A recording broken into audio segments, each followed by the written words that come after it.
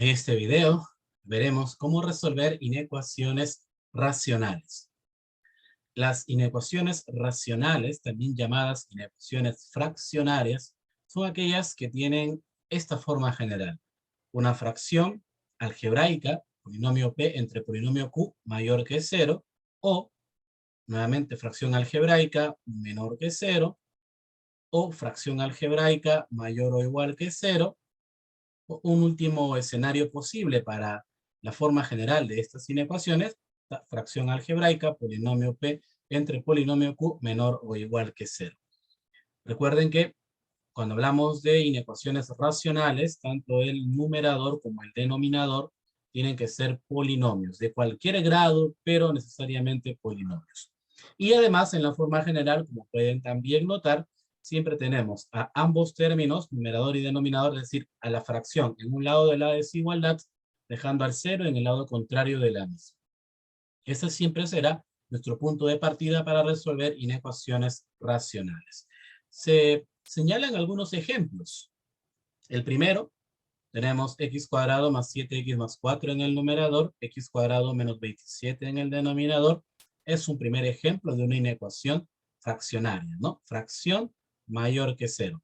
Numerador de grado 2, denominador de grado 2. El ejemplo número 2 es también una inecuación racional. Ocurre que todavía no tiene la forma general. Si bien es cierto, tenemos al 0 en un lado de la desigualdad, en el lado izquierdo hay una suma de fracciones algebraicas. Lo que tenemos que hacer es recordar un poquito el álgebra básica para poder sumar y reducir estas dos fracciones a una sola.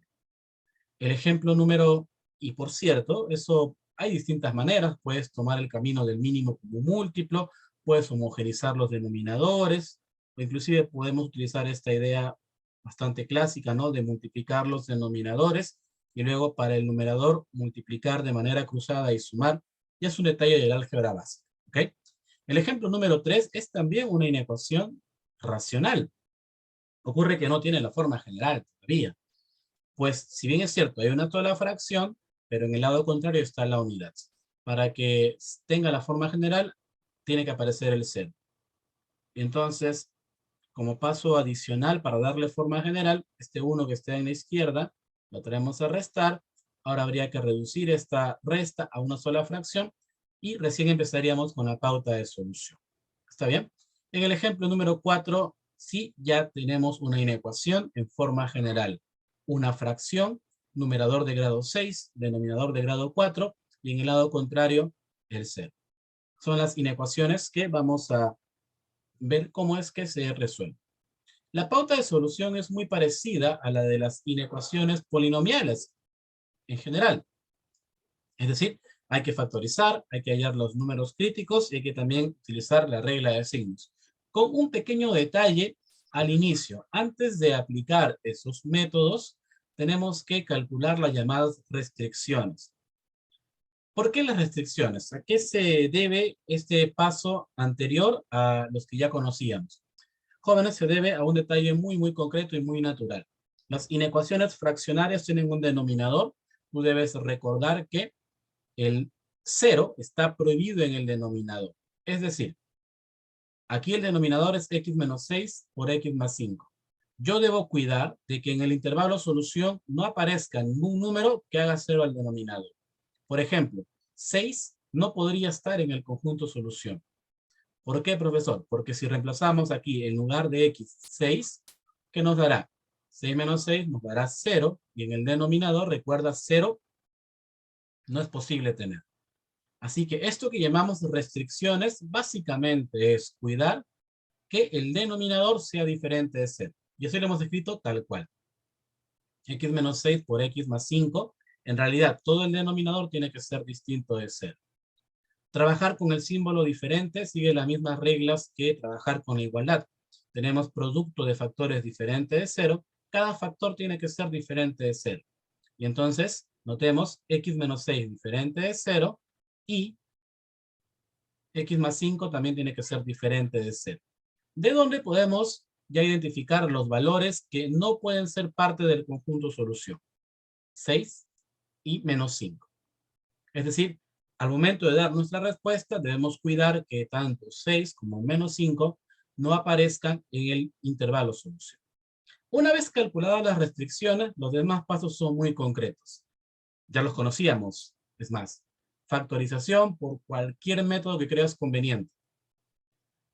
Hallar los números críticos. Ahora, los números críticos se calculan tal cual como para las inecuaciones polinomiales. Es decir, se iguala cada uno de los factores a 0. Noten, por favor. Cada factor, tanto los del numerador como los del denominador. Por ejemplo, en el numerador tenemos 2x menos 1, x más 1 y x menos 1. Y todos esos factores los hemos igualado a 0. Aquí está. Inclusive los del denominador, porque así lo señala la pauta teórica. Todos los factores se igualan a 0.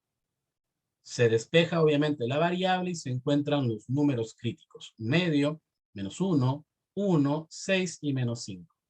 El último paso es representar en la recta numérica los números críticos para aplicar la famosísima regla de signos. La regla de signos, jóvenes, sigue las mismas pautas que en el caso de las inecuaciones polinomiales. Es decir, el primer signo colocado desde la derecha depende del coeficiente principal de la inecuación. Una manera bastante práctica de identificar qué signo es tomar lo que se llama un valor de referencia. Es decir, como aquí quiero colocar signo en el intervalo mayores que 6, tomo un número cualquiera, obviamente mayor que 6. Cualquiera funciona. Probemos con 8. Y este numerito de prueba lo voy a reemplazar en la inecuación. 2 por x menos 1. Si en lugar de x coloco 8, sería 2 por 8, 16, menos 1, 15. En realidad, importa el signo. En el segundo factor, siempre en el numerador, x más 1. Pero en lugar de x estamos probando con 8. 8 más 1, 9, que es positivo. Solo importa el signo. El valor numérico como tal no es relevante. En el tercer factor, x menos 1. En lugar de x estamos probando con 8. 8 menos 1, 7. Eso también es un número positivo. Así que en el numerador los coeficientes me darán un valor positivo. Lo mismo en el denominador, jóvenes. X menos 6 estamos probando en lugar de x 8. Finalmente 8 más 5, 3 es positivo. Ley de signos esta de toda la vida, más por más, más. Y así colocamos este primer signo. ¿Ok? Tomando lo que se conoce como valores de prueba o valores referenciales. Es más, eso lo podemos utilizar aquí, aquí, aquí, aquí y aquí.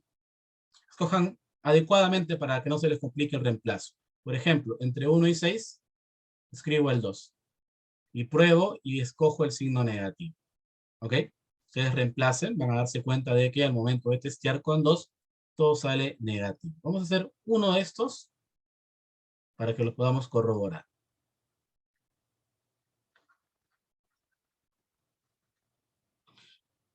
Por ejemplo, entre menos 1 y 1/2 podemos probar con el 0. Repito, funciona con cualquier número en el intervalo. Lo reemplazamos en la inecuación. En lugar de x, coloquemos 0. Primer factor, 2 por 0, 0 menos 1, negativo. Segundo factor en el numerador, 0 más 1, positivo. Tercer factor en el numerador, en lugar de x estamos testeando, probando con 0. 0 menos 1, negativo. Ahora el denominador, 0 menos 6, negativo. 0 más 5. A ver, el numerador, menos por más, menos, y menos por menos. En el denominador, menos por más, menos. Clásica ley de signos, esta es la de toda la vida, más entre menos. Ahí está. ¿Ok? Entonces, de esa manera también podemos colocar signos en cuanto a las inecuaciones racionales. Finalmente, una vez colocado todos los signos, vamos a identificar cuál es el intervalo que debemos señalar como conjunto solución. Y para eso miramos la inecuación que hemos analizado, ¿no? Se quiere que toda esta fracción sea menor o igual que 0. Y si quiero que la fracción sea menor que 0, escoger el intervalo con el signo negativo. Y eso nos dará el conjunto solución. Finalmente, noten por favor que tanto menos 5 como 6 quedan en forma de intervalo abierto. ¿Por qué? Porque la restricción ya nos indicó que dichos números no pueden estar en el conjunto solución. Los demás números críticos sí. Menos 1, un medio, 1, ellos sí, porque provienen del numerador. Pero los números críticos que vienen del denominador no pueden estar en la solución, por eso que lo dejamos como intervalo abierto. Entonces, para resolver inecuaciones fraccionarias, la lógica es la misma. Factorizar, números críticos, regla de signos, pero previo a ello, cuidemos que el denominador sea diferente de 0. Hallemos las restricciones y quitemos esos valores, cuando sea necesario, del conjunto solución.